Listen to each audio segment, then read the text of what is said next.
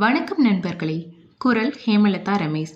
நாம இன்னைக்கு பார்க்க போற கதை நான் நேசிக்கும் பெண் நீயடி, பாகம் 1. இக்கதையின் ஆசிரியர் ரேணு ஆனந்த். வாங்க கதைக்குள்ள போவோம்.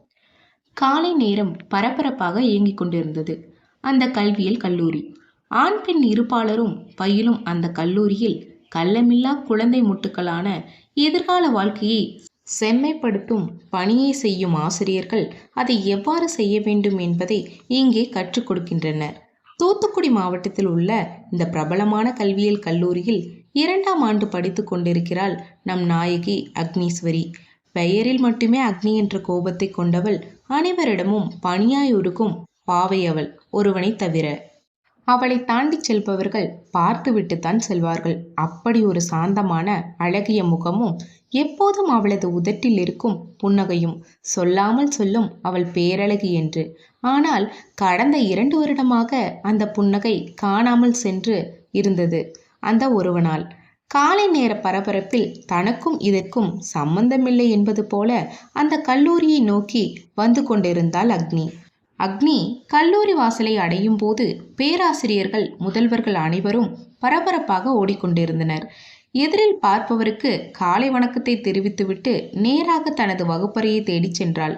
அங்கே அவளது உயிர் தோழன் ராம் பரபரப்பாக வகுப்பறை கரும்பலகையை அலங்கரித்து கொண்டிருந்தான். அப்போது அவள் ஏன் என்று கேட்காமல் தனது இருப்பிடத்தில் அமர்ந்தாள். அப்போது அவளது அருகில் வந்து அமர்ந்தாள் சக்தி. இருவரும் எல்கேஜி முதல் இப்போது வரை உயிர் தோழியாய் வலம் வருகின்றனர். சக்தி, அடியே அக்னி, நம்ம காலேஜ் பரபரப்பா இருக்கு, ஏன் எதற்கு என்று ஒரு வார்த்தை கேட்காம இங்க வந்து எதற்கு அமர்ந்துள்ளாய்? அக்னி அவளது மடியில் தலை கவிழ்ந்து, என்ன நாள் என்று மறந்துவிட்டாயா சக்தி என்று கூறி கதறிவிட்டாள்.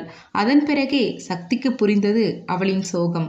ஒவ்வொரு வருடமும் ஏன் மே 16 வருகிறது என்பது போல் இருந்தது சக்திக்கு. இந்த நாள்தான் அக்னியின் வாழ்க்கையே திருப்பி போட்டது. இவர்கள் பேசிக்கொண்டிருக்கும் போதே தனது வேலையை முடித்துக்கொண்டு ராம் அவளது அருகில் வந்திருந்தான்.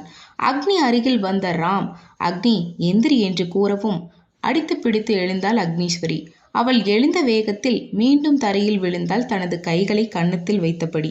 ஒவ்வொரு வருடமும் இதே போல்தான் நடக்கும். அவள் அழுவாள், அவன் அடிப்பான். பின்னர் தன் தலையை உணர்ந்து அன்றைய நாளை முடிப்பாள் அவள். ராம் ருத்ரமூர்த்தியாக அவள் முன் நின்றிருந்தான். அவனை பார்த்த அக்னி கண்களை துடைத்துவிட்டு சிரிக்க முயன்றாள். அப்போது அங்கு வந்த அவர்களது துறை தலைவி Jessica, Agni, are you alright? ஏன் கண்ணெல்லாம் கலங்கி இருக்கின்றது? ஜெசிகாவிற்கு அக்னி எப்போதும் குழந்தை போல் தெரிவாள். அதனாலோ என்னவோ அவளிடம் கொஞ்சம் அதிகப்படியான அக்கறை எடுத்துக்கொள்வார். அக்னி தன்னை சமன் செய்து கொண்டு கண்ணில் தூசி விழுந்து விட்டது, அதனால்தான் என்று சமாளித்தாள். ஜெசிகா பாசமாக தலையை தடவிக்கொண்டு இப்போது சரியாகி விட்டதா என்று மென்மையாக வினாவினார். அக்னி தான் படித்த மொழிகள் அனைத்தையும் மறந்தது போல் தலையை மட்டும் அசைத்தாள். ஜெசிகா, இந்த அக்னி பொக்கே என்று பூச்செண்டை அவளது கையில் கொடுத்தார். ஏன் என்பது போல் அக்னி முழித்தாள். ஜெசிகா, நம்ம டிபார்ட்மெண்ட் சார்பாக நீதான் கல்லூரி நிறுவனரை வரவேற்க வேண்டும். அக்னி மனதில் அங்கிள் வராங்கன்னு என்கிட்ட சொல்லவே இல்லையே, நேத்து கூட நான் பேசினேன், ஏன் சொல்லவே இல்லை என்று தனக்குள்ளே யோசித்து கொண்டிருந்தாள். யோசித்து கொண்டிருந்த அவளின் கவனத்தை ஜெசிகாவின் வாய்ஸ் கலைத்தது. ஜெசிகா யாரிடமோ தொலைபேசியில் ஓகே ஓகே இதோ வந்துவிட்டோம் என்று கூறிக்கொண்டே அவளை கையில் பிடித்து கொண்டு கல்லூரி வாயிலை நோக்கி சென்றார். அக்னியை வாயிலின் முன்னால் நிறுத்துவதற்கும் கார் நிற்பதற்கும் சரியாக இருந்தது. அந்த உயர் ரக காரினை பார்த்ததும் அக்னிக்கு சந்தேகம் வந்தது. இது போன்ற கார்களை மாமா பயன்படுத்த மாட்டார் என்று. அவளது கணிப்பை பொய்யாக்காமல் வெளியே வந்தான் 6 அடி ஆணழகன் அபிஷேக். கண்ணை மறைத்திருந்த கூலிங் கிளாஸை அழகாக கழட்டி தனது சட்டையில் மாட்டிக்கொண்டு காரிலிருந்து இறங்கினான். கல்லூரி முதல்வர் மாலையிட்டு அவனை வரவேற்க ஒவ்வொரு துறையில் உள்ள மாணவர்களும் பூச்செண்டை அவனுக்கு கொடுத்த வண்ணம் நகர்ந்தனர்.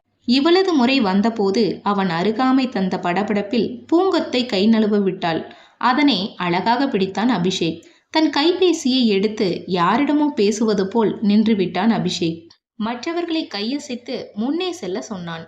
அனைவரும் சற்று முன்னே சென்றவுடன் அதே இடத்தில் சிலையாக நின்ற அக்னியை பார்த்து happy wedding anniversary my dear பொண்டாட்டி என்று கூறிவிட்டு முன்னே சென்று விட்டான்.